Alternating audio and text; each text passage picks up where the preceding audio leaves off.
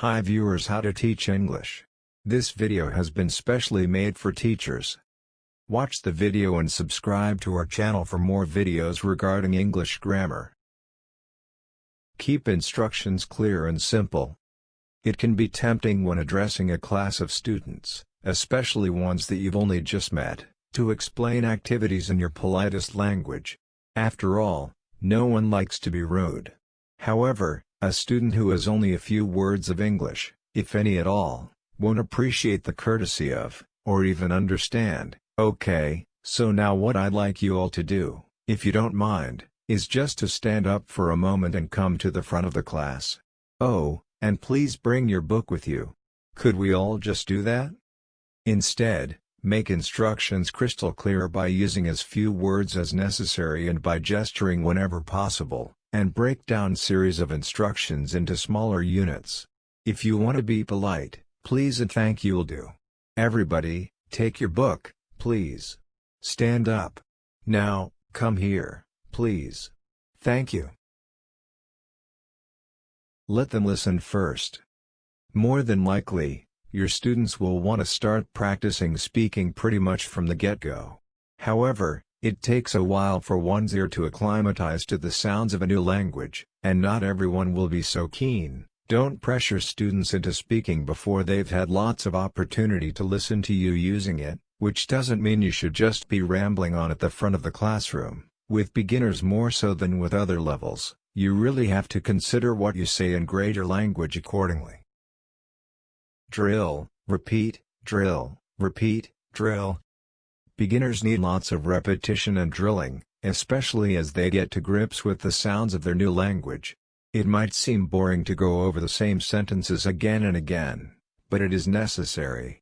When practicing a new sentence, try back drilling, breaking the sentence down into manageable units and then building it back up, working backwards from the end of the sentence to the beginning. This helps to ensure that your intonation is natural and that you get elements of connected speech right. For example, break down "Would you like a cup of tea?" as follows. Establish classroom language early on. Classroom language, can you speak more slowly? What do we have to do? I don't understand. What does mean?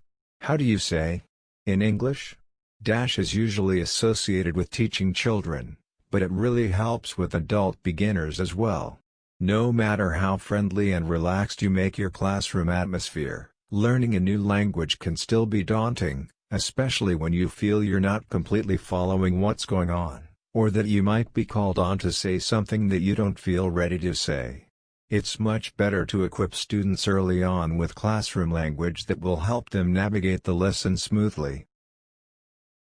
Avoid metalanguage. There's no point in students knowing the terms past simple, irregular verb or adverb of frequency if they can't use the actual structures or words they refer to. Don't tell them how to say something, show them. Give as much context as you can. Visual prompts work well. Furthermore, make sure you check they have understood by asking questions that test their comprehension. Never ask "Do you understand?" as many people are reluctant to let on that they haven't understood and will pretend instead that they have, and b. a student may think they have understood when in fact they haven't. Don't forget that your students are fluent in their own languages. This may seem a trivial point, but it's all too easy when listening to somebody speaking broken English to forget that behind the errors and the mispronunciation is a person with cogent thoughts, no doubt articulate in their first language, attempting to communicate his or her opinions or ideas. As teachers, we not only have to be patient and proactive listeners, alert to the reasons why certain errors are being made while filling in the gaps in less than perfect communication, we also have to steer clear of adopting the me Tarzan you Jane approach to teaching, bastardizing the very language we are aiming to teach.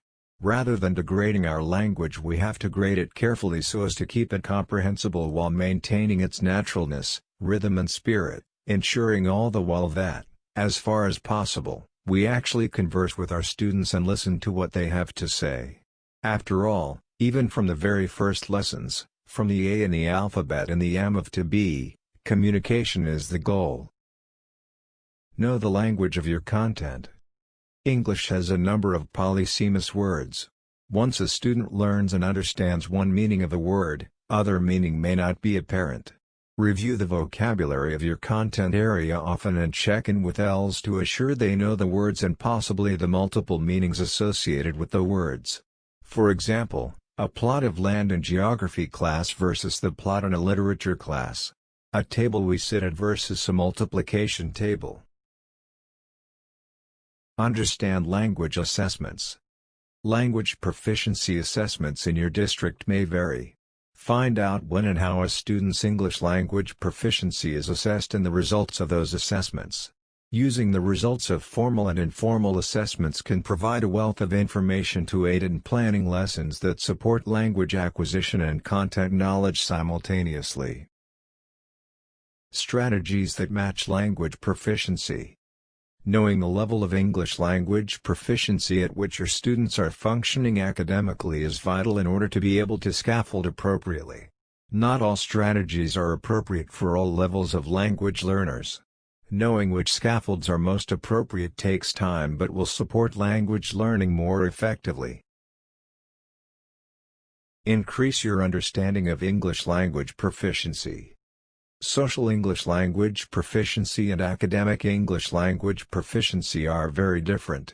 A student may be more proficient in one versus the other.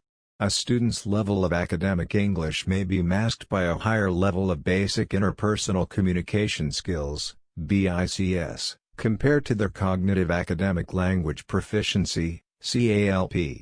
For example, a student may be able to orally recall the main events from their favorite movie but struggle to recall the main events that led up to the Civil War. Be aware of their social and emotional needs. Understanding more about the students' families and their needs is key. When ELs have siblings to care for after school, possibly live with extended family members or have jobs to help support their families, completing homework assignments will not take priority. Teach pronunciation, especially for difficult sounds. Teaching pronunciation is extremely important when teaching English as a second language.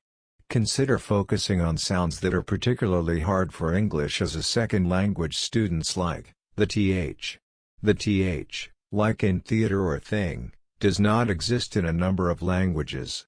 As a result, it's relatively hard for some ESL students, such as those from Romance or Slavic language backgrounds, to pronounce. The R. The R sound is also difficult for many ESL learners for a variety of reasons, including the fact that it is pronounced differently depending on regional dialects. The L. The L sound is another difficult one for ESL learners, especially those from East Asia. Spend extra time on the L. The H. The H sound is difficult for many ESL learners, especially Spanish speakers who are used to the letter being silent. In English, it's usually pronounced, but it may confuse students when it appears in GH, as in laugh, or SH, as in fish. Teach basic sentence construction.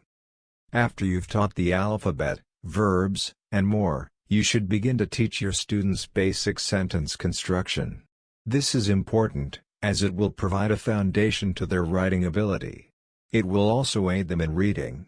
Teach the main 5 patterns that sentences in English are constructed around: subject-verb sentences. These sentences have the subject followed by a verb. For instance, the dog runs. Subject-verb-object. These sentences have the subject first, followed by a verb, which is then followed by an object. For instance, John eats pizza. Subject-verb-adjective sentences. These sentences have the subject first, a verb, and then an adjective. For instance, the puppy is cute. Subject-verb-adverb sentences. These sentences have the subject, a verb, and then an adverb. For instance, the lion is there. Subject-verb-noun sentences.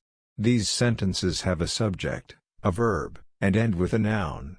For instance, Emmanuel is a philosopher. Thank you for watching the video. Please subscribe to our channel. Test your English grammar. For more videos regarding English grammar,